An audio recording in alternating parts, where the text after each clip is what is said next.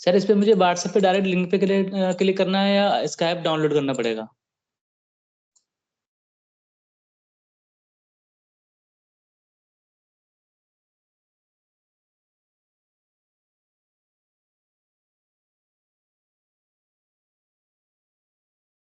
Skype का link है ना, वो स्काइप में ही जाएगा ना वो तो। ठीक है, क्योंकि मैंने इस पे इंस्टॉल करके ना डिलीट कर दिया था पीसी से। ऐप चाहिए ना, ऐप, ये तो ऐप तो चाहिए ना, तो कैसे विदाउट ऐप कैसे होगा? मतलब ऐप में से जल्दी, मतलब वो रह जाएगा चैट में ना, लेफ्ट साइड में चैट पे रह जाएगा वो, करो। ठीक, मैं करता हूँ आप जब तक क्लास चलाएगी। और वैसे भी रजिस्टर कर लेना ईमेल से, बहुत सारे वीडियोस मिलेंगे ना यूट्यूब में, देख लेना, वो तो इजी है, होगा ना, अब तो प्रोसेस कुछ प्रॉब्लम नहीं हाँ, है। ये तो सारे काम मैं करता रहता हूँ, मैंने पीसी पे आज तक काम करा है, मतलब हाँ, नहीं हो। बट स्काइप मुझे लगता है कि रजिस्टर करने से बेटर होगा। जैसे मान लो कि हमेशा रजिस्टर वही कर एक ही रखा है लिंक जो, रहेगा, उसी से ज्वाइन जिस कर जीमेल सकते। आईडी से मेरा ये वाला चल रहा है ना सर, इसी जीमेल आईडी से मैंने रजिस्टर कर रखा है। हाँ, बस अब तो ठीक है, अब तुम्हारा नाम भी आ रहा है तो उसमें भी सेम ही ऐप में भी कर दो, जैसे ऐप डाउनलोड करके, ऐप से थोड़ा सा आसानी रहेगा, ऐप डाउनलोड करके रजिस्टर कर लो और वही लिंक पे सारा चैट भी आ जाएगा तुम्हारे। हाँ, चैट सारा आ जाता है, सब कुछ आ जाता है, लेकिन कॉल जो ऑनलाइन क्लास नहीं होती है ज्वाइन देखो जैसी। नेक्स्ट करो हाँ, कुछ, दिखाना अगर नहीं होता तो दिखाना, शेयर करना स्क्रीन। ठीक से।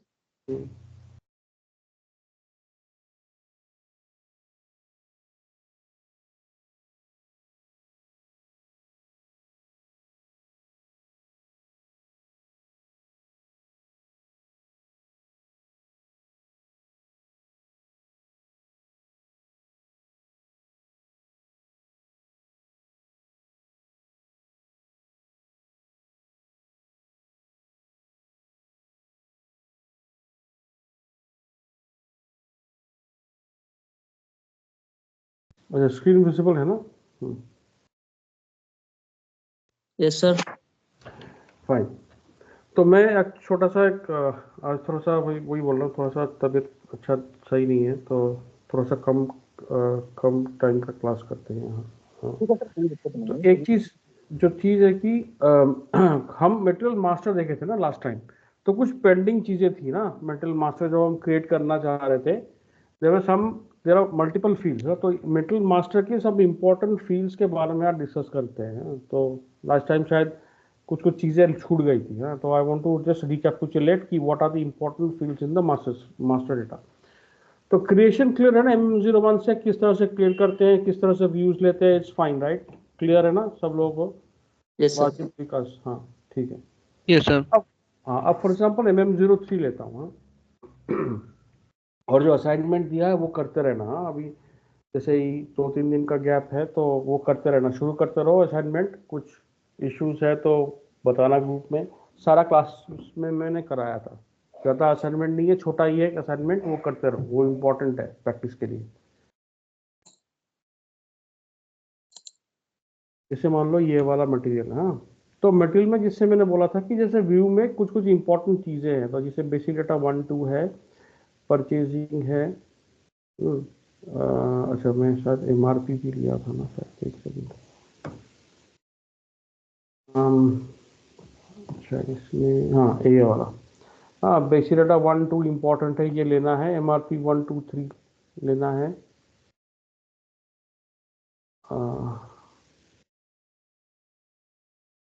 अच्छा, परचेजिंग नहीं है क्या? ओके, काम करते हैं, एक नया मटेरियल क्रिएट ही कर लेते हैं। MM01, हाँ। MM01 फॉर एग्जांपल मैं यहाँ पे मैकेनिकल इंजीनियरिंग सेलेक्ट करूँगा, ठीक है, सॉरी, यहाँ पे नहीं, मैकेनिकल एम, हाँ। उसके बाद मान लो कि मैं स्पेयर पार्ट्स करता हूँ ERS से, या फिर मैं ये करता हूँ, हाँ, Z060, हाँ, एक मटेरियल टाइप है Z060 करके, हाँ। तो वो मटेरियल टाइप के अंदर मैं कर रहा हूँ, वायर्स बना रहा हूँ, ठीक है। अब यहाँ पे एक सेकंड, ये वाला नहीं है, सॉरी, एक और मटेरियल का यूज करते हैं ROH में। अच्छा, ROH भी नहीं है, एक सेकेंड, 3040, अच्छा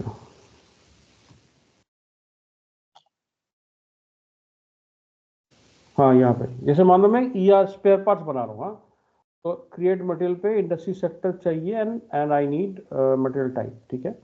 सो इम्पोर्टेंट फील्ड्स जो क्रिएट होगा, तो ये देखो ये दो क्रिएट होगा, फिर उसके बाद परचेजिंग व्यू सिलेक्ट करनी चाहिए, ठीक है, बिकॉज परचेजिंग हमारा पार्ट है।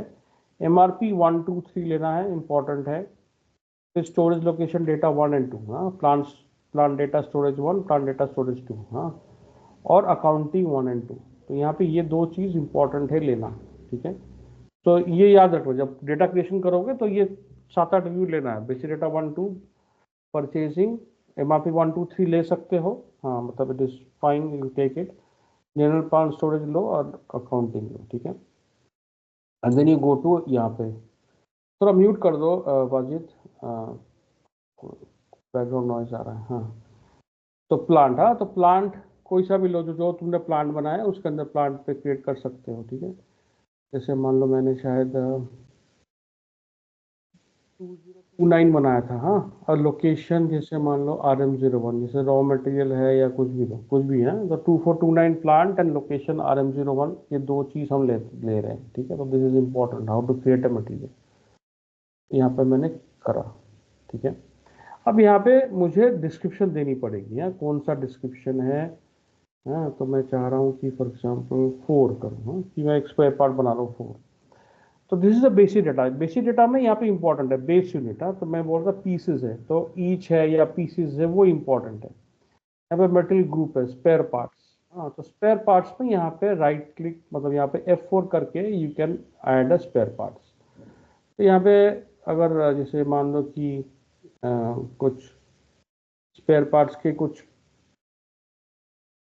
क्या बोलते हैं मटेरियल ग्रुप होगा, ठीक है। तो मटेरियल ग्रुप के बारे में बताया था मैंने, तो मटेरियल ग्रुप में स्पेयर पार्ट्स, जैसे tools and spare for example, ये तो मान लो एक टूल्स एंड स्पेयर है, तो ये ग्रुप होगा, ठीक है। तो परचेसिंग व्यू में हम एक ग्रुप करते हैं कि किस तरह का मटेरियल है, उसका एक ग्रुप डालते हैं यहाँ पे, ठीक है। इसके अलावा और कुछ यहाँ पे चीज़ें हैं, और मटेरियल मतलब मटेरियल स्टेटस, हाँ, तो स्टेटस भी इम्पोर्टेंट है यहाँ पे। अगर मान लो कुछ वैलिडेशन है, यूज पे है, फिर ऑब्सोलीट हो गया मटेरियल, तो हम एक स्टेटस कर सकते हैं, इस मटेरियल का क्या स्टेटस है। अगर यूज में है तो यूज कर सकते हैं, और अगर ऑब्सोलीट है तो ऑब्सोलीट कर सकते हैं। और भी हम बना सकते हैं, अगर मान लो क्लाइंट चाहता है कि कुछ और दो तीन और स्टेटसेस मैं यूज करूं, तो that also we can do it, ठीक है। यहाँ पे वेट अगर है, डिमेंशंस अगर मान लो तुम्हारे पास gross weight, net weight, volume, dimensions कुछ है तो यहाँ पे डाल सकते हो, नहीं है तो खाली छोड़ोगे। तो जो चीज़ अवेलेबल है वही हम कर सकते हैं, बाकी हम रेस्ट हम छोड़ सकते हैं, ठीक है। ना गो टू बेसिक डेटा 2 में कुछ चीज़ें हैं जो जो जो है वो कर दो, वो जो नहीं है वो नहीं करोगे। डिज़ाइन ड्राइंग, मान लो कुछ डिज़ाइन, कुछ ड्राइंग है, कोई मोटर है उसका ड्राइंग है, कुछ डॉक्यूमेंट टाइप है, तो फिर वो ड्राइंग, डिज़ाइन ड्राइंग हम डाल सकते हैं यहाँ पे। अदरवाइज जो इन्फॉर्मेशन है वही डालो, बाकी ऑप्शनल है, ठीक है। इसके बाद एंटर करोगे तो नेक्स्ट व्यू पे चला जाएगा। तो जो जो सिलेक्टेड व्यू है, एंटर मारने पे एक एक एक फील्ड, एक व्यू कंप्लीट हुआ, एंटर मारोगे तो दूसरा व्यू में जाएगा। ये व्यू कंप्लीट करोगे, एंटर मारोगे तो सेकेंड व्यू में जाएगा। इस तरह से जो जो सिलेक्टेड व्यू है उसी में हमेशा जाता है, ठीक है। तो यहाँ पे देखो ये कॉमन है, ये हमने पहले भरा था बेसिक डेटा में, तो ये कॉमन होता है, तो जनरल डेटा हर व्यू में कॉमन होता है, ठीक है। अब परचेसिंग ग्रुप पे डालना, तो कौन सा परचेसिंग ग्रुप है, बायर कौन सा है, तो इस मटेरियल का बायर कौन है वो डाल सकते हो, ठीक है।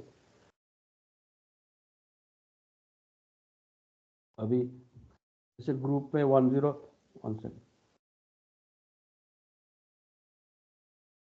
गला बहुत खराब, परचेसिंग ग्रुप में 107 ना, तो ये ग्रुप है, बायर है, कौन सा बायर है वो डाल सकते हो 107 पे, ठीक है। अब ग्रुप है तो यहाँ पे ग्रुप डाल दो, स्टेटस ये भी सेम ही है। अच्छा, बैच मैनेजमेंट मैंने शायद कहा था कि अगर बैचेस में मैनेज्ड है तो बैच मैनेजमेंट चूज कर सकते हो, हाँ, कि बैच का क्या है कि एक अम, एक मटेरियल, जैसे वन मटेरियल, मतलब मटेरियल और बैच का क्या है कि एक बैच में मल्टीपल क्वांटिटीज होती हैं। हाँ, तो मान लो कि ये मटेरियल के 10 क्वांटिटी है, तो क्वांटिटी, वो 10 क्वांटिटी का एक बैच बन सकता है। ठीक है, तो बैच बैच नंबर जो होता है वो क्वांटिटीज पे सेम होता है, मतलब कि वन टू मेनी, मतलब बैच के साथ मटेरियल का जो रिलेशन है, हाँ, बैच नंबर के साथ क्वांटिटी का जो रिलेशन है वो वन टू मेनी है, मतलब वन बैच मल्टीपल क्वांटिटीज। ठीक है, जैसे कभी कभी सुने होंगे कि कोई सा भी रिटेल में कुछ आइटम एक बैच खराब है, तो मतलब उसी बैच, वो बैच मतलब एक लॉट होता है। तो मान लो कि 50, 100 उस बैच में 100 क्वांटिटी है, अगर वो बैच खराब है तो वो पूरा 100 क्वांटिटी खराब है, वो 100 जो प्रोडक्ट है जिसमें सेम बैच लगी हुई है वो सारे ही खराब है। अगर बैच को सीज करना है और रिस्ट्रिक्ट करना है, मतलब वो सारे 100 क्वांटिटी जिसमें वो बैच लगा है वो हटानी होगी। ठीक है, तो बैच का क्वांटिटी के साथ वन टू मेनी है। ठीक है, वन बैच मल्टीपल क्वांटिटीज। और एक सीरियल नंबर है, आगे आएगा। Serial number one on one है, मतलब एक बैच है, इसके अंदर एक बैच में 10 क्वांटिटी है, अगर सीरियलाइज्ड भी है, मतलब अगर मान लो बैच नंबर भी है और सीरियल नंबर भी है मान लो उस मटेरियल पे, तो सीरियल नंबर के साथ क्वांटिटी का वन टू वन रिलेशनशिप है, मतलब कि वन ऑन वन है। मतलब 10 क्वांटिटी है तो 10 अलग अलग सीरियल नंबर होगा, राइट। अगर मेरे पास डेल का लैपटॉप है, तुम्हारे पास भी सेम कॉन्फ़िगरेशन का डेल का लैपटॉप है, तो हमारा सीरियल नंबर अलग अलग होगा, वो सेम नहीं होगा।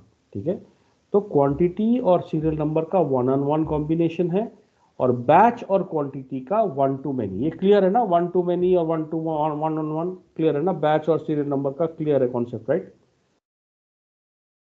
Yes sir. ठीक, तो यहाँ पे बैच मैनेज है तो बैच मैनेज कर सकते हैं, तो यहाँ पे बैच, फिर क्वांटिटी जब आएगा तो वो बैच नंबर मेंटेन करने बोलेगा। तो will talk about serial batch का सिनेरियो करेंगे लेटर इन द, एक चैप्टर है हमारा लेटर, हम बाद में करेंगे उसको। ठीक है, परचेसिंग वैल्यू की हमें डाल देंगे, और यहाँ पे मैंने बोला था ये दिस इज इम्पोर्टेंट ना, जीआर प्रोसेसिंग टाइम, तो यहाँ पे F1 करोगे ना, तो ये डॉक्यूमेंटेशन होगा आएगा। हाँ, तो कोई भी फील्ड पे जाके F1 करोगे तो you will have the details of the field कि goods receive processing time in days. इसका मतलब क्या है, number of work days required after receiving the material for inspection and placement into storage, मतलब कितने दिन में हम इस मटेरियल को रिसीव करके प्लेस कर रहे हैं स्टोरेज पे। तो मान लो 1 या 2 दिन हो सकता है, तो दिस इज समथिंग इम्पोर्टेंट। हाँ, तो ये हम डाल सकते हैं, तो ये कैलकुलेशन होगा कब माल आएगा स्टोर में, कब तक पहुंचेगा, तो ये फैक्टर होता है।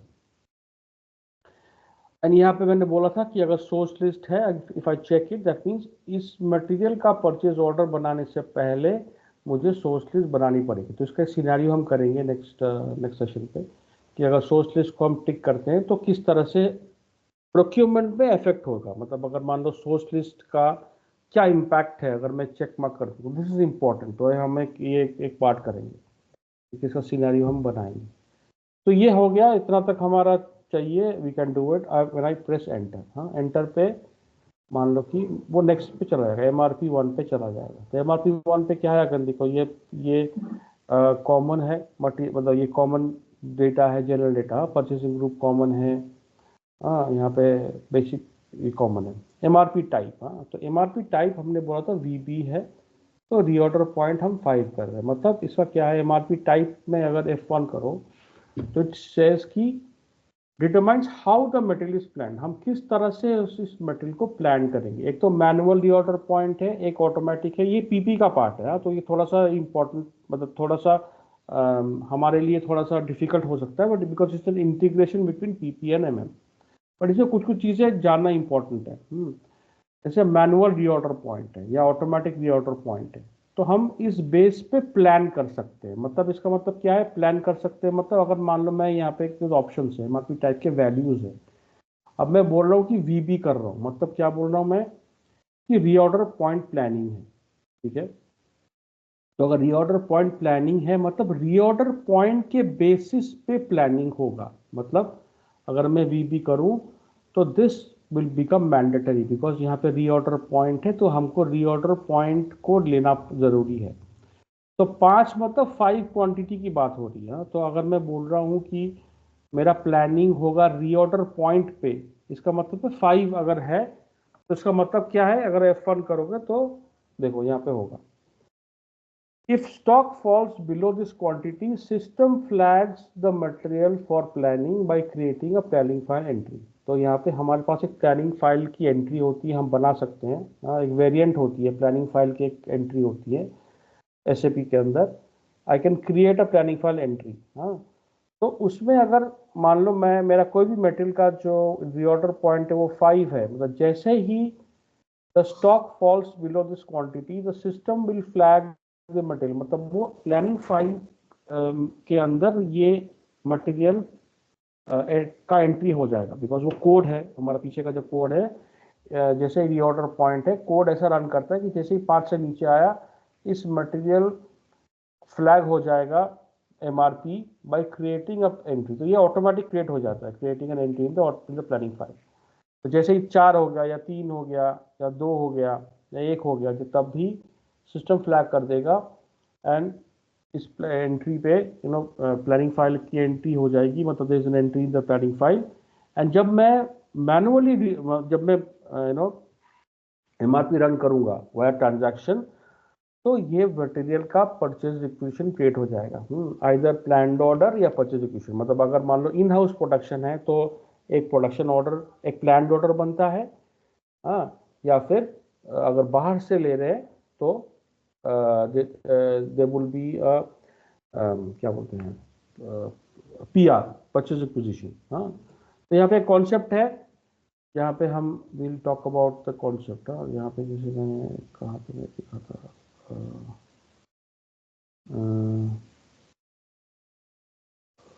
देखो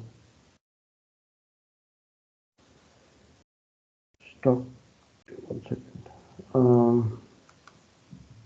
प्लान, ये देखो MRP रन। तो MRP रन का कॉन्सेप्ट क्या है कि जो बाहर से आ रहा है, फॉर एग्जाम्पल अगर वो मटेरियल बाहर से आ रहा है तो MRP रन होने के बाद एक PR क्रिएट होता है, purchase requisition, right. Purchase requisition क्योंकि पता है purchase requisition is the first point, हमारा MM का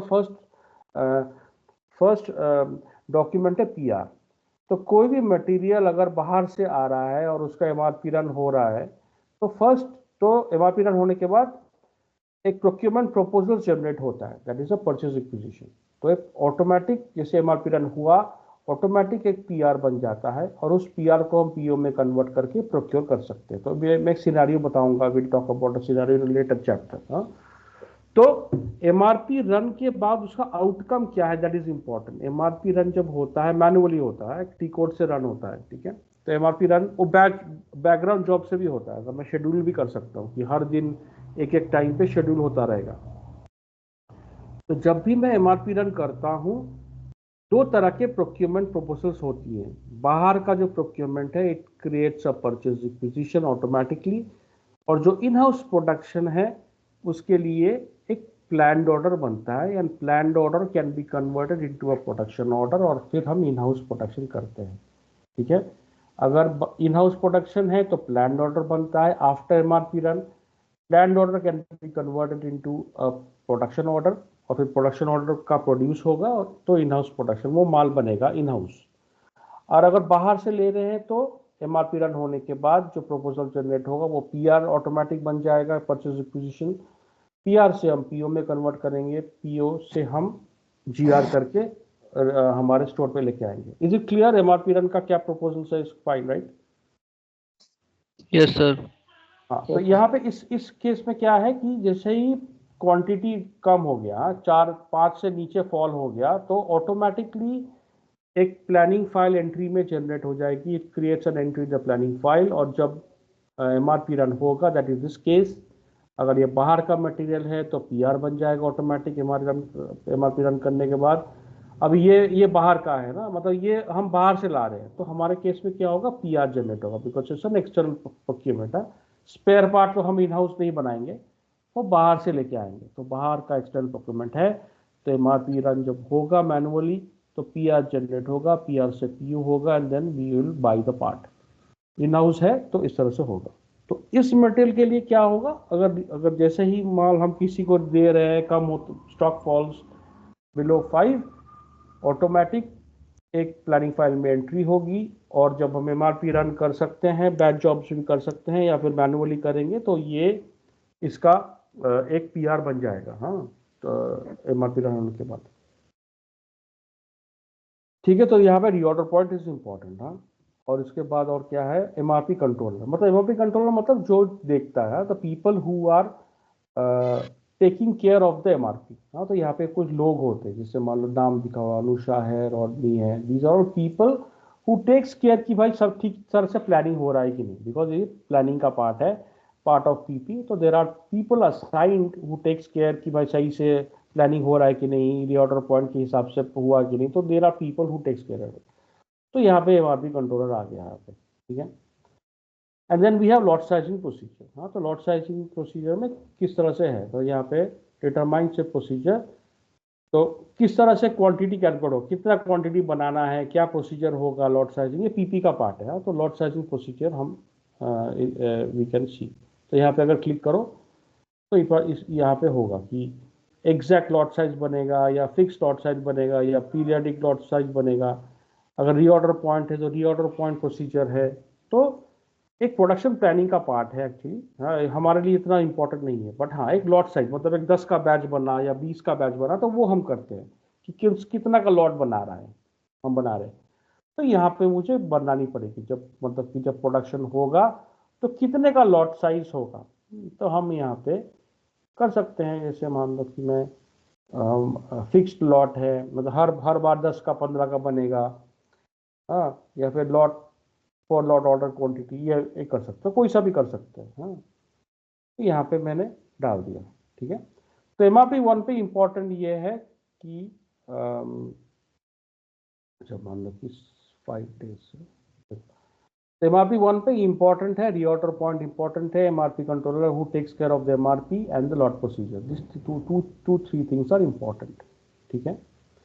अब मैं नेक्स्ट पे जाऊंगा, तो एमआरपी 2 पे जाएंगे। हाँ, तो एमआरपी 2 में प्रोक्योरमेंट टाइप इज इंपॉर्टेंट। हाँ, तो प्रोक्योरमेंट टाइप क्या है कि किस तरह का प्रोक्योरमेंट है ये।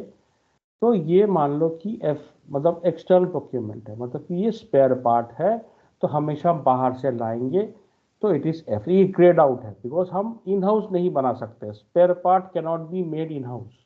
तो इसीलिए एफ ऑलरेडी फिक्स्ड है और ग्रेड आउट है, ठीक है, क्योंकि इसका हमेशा एक्सटर्नली होगा और इसका एमआरपी में हमेशा पीआरई बनेगा, ठीक है। स्पेशल प्रोक्योरमेंट है, अगर मान लो ये सब कॉन्ट्रैक्टिंग वाला पार्ट है तो हम कर सकते हैं। अगर मान लो कंसाइनमेंट मटेरियल है, कंसाइनमेंट आ रहा है, या फिर हम सब कॉन्ट्रैक्टिंग वाला मटेरियल है, या स्टॉक ट्रांसफर है, या असेंबली वाला पार्ट है, या एक्सटर्नल प्रोक्योरमेंट है, तो आई कैन चूज इट। हाँ, तो हम B20 कर सकते हैं। मान लो कि एक्सटर्नल प्रोक्योरमेंट है, बाहर से आ रहा है, तो किस तरह का स्पेशल प्रोक्योरमेंट, मतलब is this material for special procurement that we can qualify, ठीक है। अब यहाँ पे प्रोडक्शन, मान लो प्रोडक्शन हो रहा है, तो कौन सा प्रोडक्शन लोकेशन पे आएगा, मतलब जैसे हमने बनाया था ना PRDS करके हमने बनाया था, तो जब प्रोड्यूस्ड मटेरियल जब प्रोड्यूस होके हम जब रिसीव करेंगे तो कौन सा लोकेशन पे करेंगे, तो यहाँ पे डिफॉल्ट कर सकते हैं कि मान लो कि मैं चाहता हूँ कि यहाँ पे जैसे PRDS करके मेरा एक सॉल्यूशन है, तो मैं यहाँ पे ये कहता हूँ, है ना, हमने बनाया था ना प्रोडक्शन स्टोर, मतलब जो माल प्रोड्यूस होके आ रहा है वो किस लोकेशन पे जाएगा, तो मैं यहाँ पे डिफॉल्ट कर सकता हूँ कि भाई जब भी ये मटेरियल प्रोड्यूस होगा, फॉर एग्जांपल अगर मान लो ये मटेरियल अभी तो स्पेयर पार्ट से ये प्रोड्यूस होगा नहीं, तो ये हम कैंसिल कर सकते हैं। बट अगर ये मटेरियल इन हाउस प्रोडक्शन के लिए है, तो I can set the production location की भाई जब प्रोड्यूस हो जाएगा तो कहाँ पे आके पहुँचेगा, तो that I can put it here, ठीक है। अब यहाँ पे देखो, यहाँ पे शेड्यूलिंग पे है, तो दो चीज़ इंपॉर्टेंट है। एक तो है कि गुड्स रिसीविंग टाइम, हाँ, कि 2 दिन पे मतलब कितना टाइम लग रहा है उसको क्वालिटी करके प्लेसमेंट करने के लिए, है तो 2 दिन लग रहा है। तो ये हमने परचेसिंग में भी देखा था, इसमें भी सेम है, ठीक है। प्लान डिलीवरी टाइम है 5 दिन में मान लो कि डिलीवरी होगा, तो अगर बोलेगा कि ये माल कब तक आ रहा है, मतलब 7 दिन लगेगा, क्योंकि 5 दिन तो वेंडर ही दे देगा, ठीक है। अब उसके बाद पहले जैसे PRPO बना, 1-2 दिन लगा PRPO बना, मैंने MRP रन हुआ, फिर परचेज रिक्वेजिशन रन हुआ, फिर हम उसको अप्रूवल के लिए भेजे, 1-2 दिन लगा, ठीक है। फिर वेंडर के पास पहुंचा, वेंडर ने बोला चलो मैं 5 दिन में दूंगा, तो 2 + 5 7 हो गया, और फिर माल अवेलेबल होने के लिए 2 मोर डेज है, मतलब 2 + 5 + 2 मतलब 9 डेज में माल मेरा इन्वेंट्री में पहुंचेगा, मतलब मेरा लोकेशन पे पहुंचेगा। ठीक है, 2 दिन में PRPO बनाने में 1-2 दिन लगा, फिर 5 दिन में माल आया मेरे पास, फिर मुझे GR और क्वालिटी करने के लिए 2 दिन लगा, तो 9 दिन में मेरा माल आ गया। ठीक है, तो इस तरह से कैलकुलेशन होता है कि कब माल आ जाएगा मेरे स्टोर पे। ठीक है, और यहाँ पे एक सेफ्टी स्टॉक है, तो सेफ्टी स्टॉक मतलब हम देखो यहाँ पे वी कैन सी, तो सेफ्टी स्टॉक इज यहाँ पे sorry, safety stock is here. Safety stock is specifies the quantity whose purpose is to satisfy unexpectedly high demand in the coverage period। मतलब अगर मान लो कि हम कुछ सेफ्टी में रख देते हैं, मतलब जैसे मान लो 50 क्वांटिटी या 100 क्वांटिटी में सेफ्टी में रख देता हूँ, ठीक है, ताकि जब अनएक्सपेक्टेडली हाई डिमांड हो तो मेरे पास शॉर्टफॉल ना हो। ठीक है, तो इसलिए सेफ्टी स्टॉक, तो मैं यहाँ पे देख सकता हूँ। ठीक है, अभी मैनुअल रीऑर्डर पॉइंट है, तो यहाँ पे मास्टर डेटा में हम कर सकते हैं। ठीक है, तो ये दिस इज इम्पोर्टेंट, ये अगेन हमारा PP का पार्ट है, बट हाँ ये याद रखना इंपॉर्टेंट है कि सेफ्टी स्टॉक क्या है। ठीक है, मिनिमम सेफ्टी स्टॉक क्या है, तो मिनिमम सेफ्टी स्टॉक है क्वांटिटी डिफाइंस लोअर लिमिट, कितना लोअर लिमिट है, तो मतलब कि कितना लोअर हम कर रहे हैं। मान लो मैं चाह रहा हूँ कि 50 से लेके 100 तक का मैं करूँ, तो लोअर लिमिट मेरा 50 है और हायर लिमिट 100 है, तो वो हमेशा वी कैन डू इट। तो safety stock must always be greater और equal to this lower level. तो जो सेफ्टी स्टॉक यहाँ पे भरेंगे इट शुड बी ग्रेटर और इक्वल टू लोअर लेवल। तो यहाँ पे लोअर लेवल मिनिमम जो हम बता रहे हैं, अगर मान लो 50 हम बता रहे हैं मिनिमम, तो सेफ्टी स्टॉक उससे ज़्यादा होना चाहिए, राइट। वही बता रहे ना कि should be greater than the lower level, मतलब ये हमेशा 50 से ऊपर होना चाहिए। हाँ, मिनिमम मेरा 50 है और यहाँ पे ये है, मतलब कि इतना सेफ्टी स्टॉक रख रहे हैं, तो मिनिमम इतना रख रहे हैं और मैक्सिमम इतना रख रहे हैं, तो 50 और 100 इस तरह से हम कैलकुलेट करते हैं। ठीक है,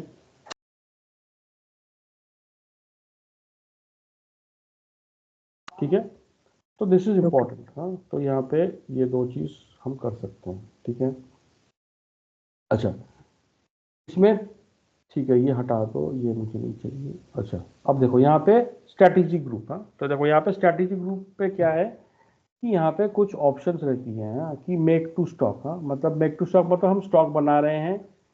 हाँ, एक तो है स्टॉक कीपिंग के लिए बना रहे हैं मेक टू स्टॉक, और एक मेक टू ऑर्डर। यहाँ पे 2 चीज़ें, एक तो है मेक टू स्टॉक और मेक टू ऑर्डर। यहाँ पे दोनों का डिफरेंस है कि मतलब कि मैं जैसे मान लो कि कोई कॉन्फेक्शनरी शॉप है, तुमने केक शॉप में गए, तुमने देखा कि केक्स लगी हुई है, तो वो क्या हो रहा है, मेक टू स्टॉक। मतलब मैं रन टाइम पे वो सेल करूंगा, मतलब जो वॉक-इन्स होंगी, जो जो बंदे आएंगे मेरे स्टोर पे वॉक इन करके केक देख के केक खरीदेंगे, तो I am making producing the material based on my footfalls. जितना मेरा फुटफॉल है वहाँ उसको करने के लिए मैं मेक टू स्टॉक कर रहा हूँ कि भाई मैं केक शॉप हूँ, तो मुझे केक बना के रखनी पड़ेगी, तो that is make to stock, stock consumption के लिए। हाँ, दूसरा है मेक टू ऑर्डर, मतलब एक ऑर्डर बेस्ड प्रोडक्शन। जब मैं ऑर्डर के अगेंस्ट में मैं बना रहा हूं, तो that is for that order. तो मैं केक्स बना रहा हूं फॉर अ पर्टिकुलर ऑर्डर। जैसे मान लो कि 5 किलो का केक चाहिए, ठीक है, तो वो मैं मेक टू स्टॉक नहीं होगा, वो ऑर्डर बेस्ड है, किसी ने मुझे ऑर्डर दिया, इसीलिए मैं बना रहा हूँ। तो 2 सिनेरियो यहाँ पे होते हैं। कभी कभी पूछता है what is make to stock and make to order. Make to stock मतलब I produce it just for stock keeping, so that I can fulfill my demands when people walk in. Okay, and make to order is order based, so I have a particular order, and when I produce the product based on the order, it is make to order। तो यहाँ पे मैं बोल सकता हूँ कि make to order है या मेक टू स्टॉक है, तो यहाँ पे मैं सिलेक्ट कर सकता हूँ। यहाँ पे again this is the PP part, यहाँ पे ज़्यादा हम नहीं जाएंगे। हाँ, तो मेक टू स्टॉक है मतलब। हाँ, तो फिर स्टॉक कंजम्पशन के लिए होता है। अब स्ट्रैटेजिक ग्रुप डिपेंड करेगा कि मेरा जो डिमांड प्लानिंग है वो किस तरह से होगा। तो here strategy group is important ना। यहाँ पे कंजम्पशन कुछ है, बैकवर्ड कंजम्पशन ये इतना इम्पोर्टेंट नहीं है, पर strategy group will you know MRP मेरा मटेरियल रिक्वायरमेंट प्लानिंग जब होता है तो this has a important part.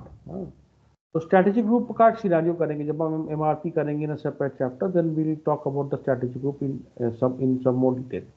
But strategy group will impact my planning. अगर मैं डिमांड कंजम्पशन, अगर डिमांड मैनेजमेंट करता हूँ कि मेरा मान लो फोरकास्ट है आगे के दिन में, नेक्स्ट मंथ में मुझे इतना चाहिए, उसके मंथ में इतना चाहिए, तो तब स्ट्रैटेजिक ग्रुप इज इम्पोर्टेंट है। अगर मेक टू स्टॉक है या मेक टू ऑर्डर है या फिर प्लानिंग असेंबली है ना, हाँ मान लो मेक टू स्टॉक है, यहाँ पे देखो हाँ, अगर मान लो मैं 30 या 40 करता हूँ, 30 क्या है, 20 is make to order, 30 is production by lot size, 40 मेरा क्या है, फाइनल असेंबली। अगर मैं प्लानिंग कर रहा हूँ असेंबली के लिए, मतलब प्रोडक्शन हो रहा है, असेंबली है ना कि एक पार्ट में कुछ बनता है फिर नेक्स्ट पार्ट पे जाता है, वहाँ पे कुछ और लगता है, जैसे गाड़ी बनता है, पीछे पहले बेस लगा, फिर नेक्स्ट जाके उसके ऊपर जो इंजन लगा, उसके ऊपर कुछ और चीज़ लगा, फिर आगे गया, फिर टायर्स लगे, उसके ऊपर फिर उसका ऊपर का कवर लगा, फिर इंजन का कुछ पार्ट लगा, फिर उसका पेंटिंग वेंटिंग हुआ, फिर जाके सब कुछ करने के बाद फिर गाड़ी तैयार हुआ, वो असेंबली बोलते हैं, फाइनल असेंबली। तो प्लानिंग, अगर हम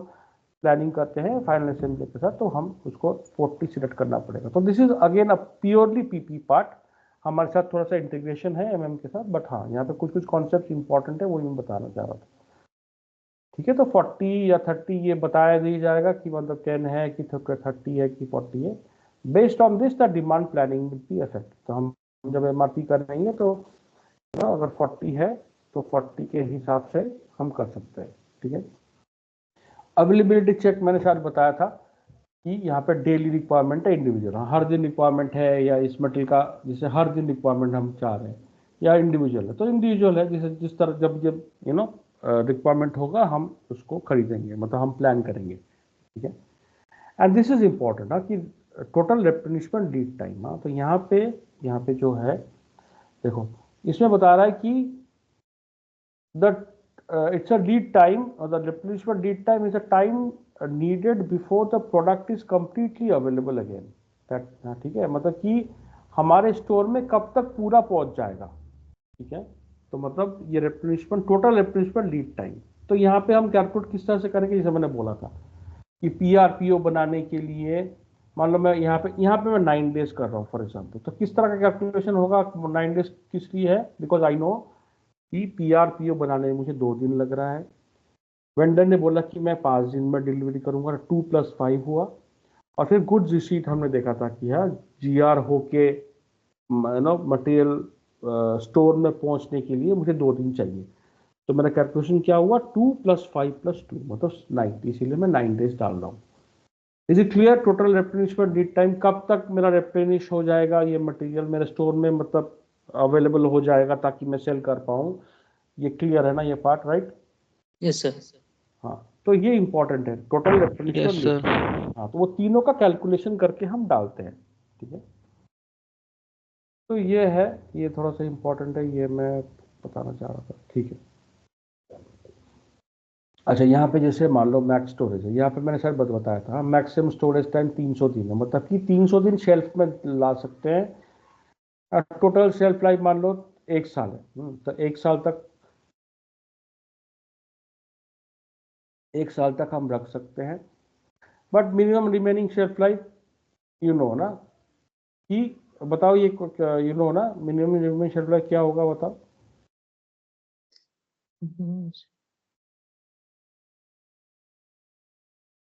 जैसे दवाई है, दवाई का एक्सपायरी 1 साल का टोटल है, मतलब कि 1 साल तक रह सकता है। ठीक है, मैक्सिमम 300 दिन स्टोर कर सकते हैं। ठीक है, अब मिनिमम रिमेनिंग क्या होगा, मान लो आज खरीदा मैंने, हाँ मान लो कि जुलाई में खरीदा मैंने। ठीक है, तो मिनिमम रिमेनिंग शेल्फ लाइफ मतलब today's date minus expiry date, right? मैंने कहा था ये, राइट? क्लियर है ना ये पार्ट? Yes sir. हाँ हाँ मिनिमम हाँ। रिमेनिंग कितना बच रहा है, राइट? तो मतलब क्या, expiry date minus today's date, जिस दिन तुमने खरीदा वो डेट से तुम्हारा एक्सपायरी डेट के बीच का जो डेज है वो डेज है ना, डी होगा यहाँ पे, टाइम यूनिट यहाँ पे डी होगा। ठीक है, क्लियर है ना? मैक्सिमम इतना शेल्फ में स्टोर कर सकते हैं, टोटल एक्सपायरी कितना दिन, टोटल शेल्फ लाइफ है, मतलब टोटल शेल्फ लाइफ और इसमें डिफरेंस होगा, मतलब अब कह रहा है कि 365 दिन है, बट मैक्सिमम कम ही होता है। तो मैक्सिमम स्टोरेज स्पीड हमेशा 1 महीना कम ही होता है, ठीक है। तो हो सकता है 330 डेज हो मैक्सिमम स्टोरेज टाइम, उसके बाद में खराब हो जाता है, ठीक है। तो हमेशा maximum storage speed is always less than the total shelf life. तो यहाँ पे F1 करके देख लेना, जब बनाओगे F1 करके देख लेना, मिनिमम रिमेनिंग मतलब आज का डेट माइनस एक्सपायरी डेट, ठीक है। दिस इज इंपॉर्टेंट है, shelf life data is important.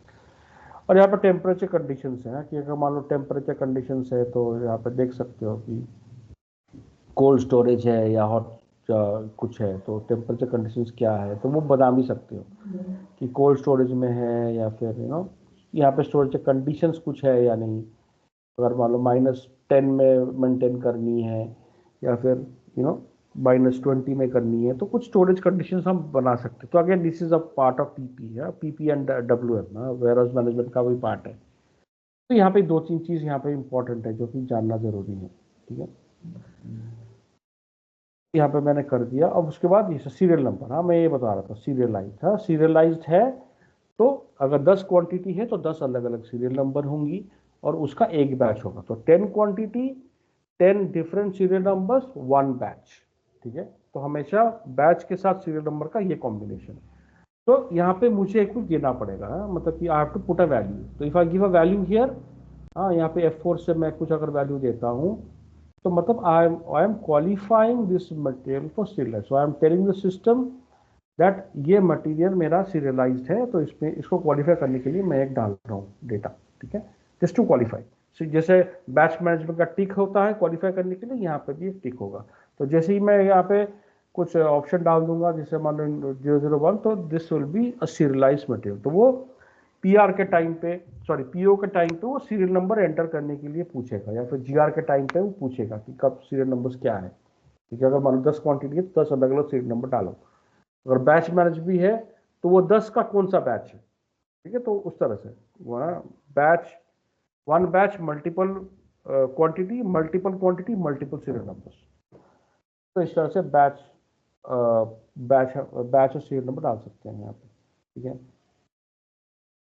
तो आप कुछ डाल सकते हो। अब यहाँ पे वैल्यूएशन क्लास है, तो वैल्यूएशन क्लास पे हम यहाँ पे F4 है, तो कौन सा क्लास है, ग्रुपिंग है, मान लो ये स्पेयर पार्ट है तो हम स्पेयर पार्ट डाल देंगे यहाँ पे। एंड इसके बाद हम price, what is the price, मान लो 40 है तो एक का क्या क्वांटिटी है, तो 1 पीस, और इसका स्टैंडर्ड प्राइस नहीं होगा, ये स्पेयर पार्ट्स है तो हमेशा मूविंग एवरेज प्राइस होगा। तो प्राइस कंट्रोल जो है मूविंग एवरेज प्राइस होगा, मतलब वो चेंज होता रहेगा क्योंकि स्पेयर पार्ट्स का आज एक प्राइस है, कल डिफरेंट प्राइस होगा। तो प्राइस फ्लक्चुएट होगा, मतलब क्या कैलकुलेशन है, नम total valuation inventory value by total stock, कितना इन्वेंट्री का वैल्यू है this divide by this, average होता है ना जिसे हम बोलते हैं, नॉर्मल जो एवरेज का कैलकुलेशन है। टोटल मेरा वैल्यू कितना है, टोटल प्राइस कितना, अगर 100 का वैल्यू है 10 मेरा स्टॉक है तो मेरा क्या होगा, 10 होगा, डिवाइड करके होगा। अगर 500 है, 5 क्वांटिटी है तो 100 मेरा प्राइस है। अगर वो वैल्यूएशन चेंज होगा वो फ्लक्चुएट करेगा। तो ये मूवी एवरेज प्राइस जब हम करते हैं तो दिस विल फ्लक्चुएट, मतलब वो कम होगा पॉइंट। जैसे मान लो आज का प्राइस 10 रुपया है, कल 11 हो गया तो मेरा वैल्यू भी चेंज हो गया। तो जैसे ही ये वैल्यू चेंज होगा ये वैल्यू भी चेंज होगा, डिवाइड करने पे ये भी वैल्यू चेंज होगा। तो movie average price is important है, ठीक है। तो वो चेंज होता जाएगा हर जीआर के टाइम पे, क्योंकि चेंज हो प्राइस चेंज होगा, जीआर के टाइम पे चेंज होगा प्राइस, ठीक है। क्लियर ना ये पार्ट? यस तो वैल्यूएशन क्लास के ऊपर वील टॉक अबाउट इट, हाँ in a separate chapter we have, ठीक है। तो यहाँ पे इतना ही है। और यहाँ पे ये है कि मटेरियल लेजर एक्टिव करनी पड़ेगी, जिसे मैंने दिखाया था सीकेम स्टार्ट और वो, तो ये मटेरियल लेजर वहाँ से आ रही है। और प्राइस डिटर्मिनेशन जो हमने बताया था 2, ये डिफ़ॉल्ट हो जाएगा। तो जैसे ही प्लांट क्रिएशन के बाद तुमने OMX1 और सीकेम स्टार्ट कर लिया तो ये 2 चीज़ डिफ़ॉल्ट हो जाएगी, ठीक है। और उसके बाद अकाउंटिंग, इतना तो हो गया। अच्छा अब देखो अकाउंटिंग 2, अच्छा पर यूनिट प्राइस, तो यहाँ पे भी अच्छा ये यहाँ पे मूवी एवरेज प्राइस है तो ये चेंज होगा, हाँ तुम्हारा ये वाला ये पर यूनिट प्राइस फिर चेंज होगा, जैसे तुमने वो किया था तो ये तो सेम रहेगा, ये तुमने फर्स्ट टाइम डाला तो चेंज वैल्यू होगा वो यहाँ पे दिखेगा 40 पे per unit price, this by this. तो total value by total stock जो डिवाइड होके जो चेंज होता रहेगा वो चेंज कहाँ दिखेगा, यहाँ पे दिखेगा चेंज। तो अगर मैं दोबारा से जाऊँ तो यहाँ पे वो चेंज होगा, आप यहाँ पे भी तुमने डालो तो यहाँ पे चेंज होगा प्राइस। ठीक है, जब इसका जब प्रोक्यूरमेंट करोगे तो कोई भी मटेरियल जिसमें बी हो तो वो चेंज होता जाएगा।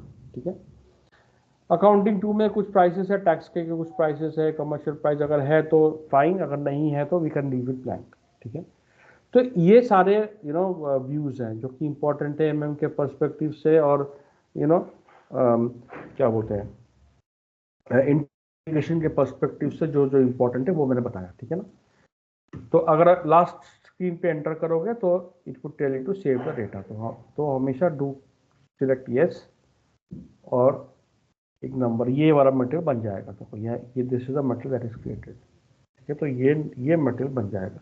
फिर MM02 से कुछ चेंज कर सकते हैं, MM03 से डिस्प्ले कर सकते हैं। ठीक है, so this is all about the important fields and how do I create a material master. ठीक है ना, क्लियर है ना Wajid and Vikas? Yes, sir. ठीक है, तो will stop at here, will meet hopefully next week. हाँ, तभी तो छुट्टी का है, कल परसों इट इज फाइन।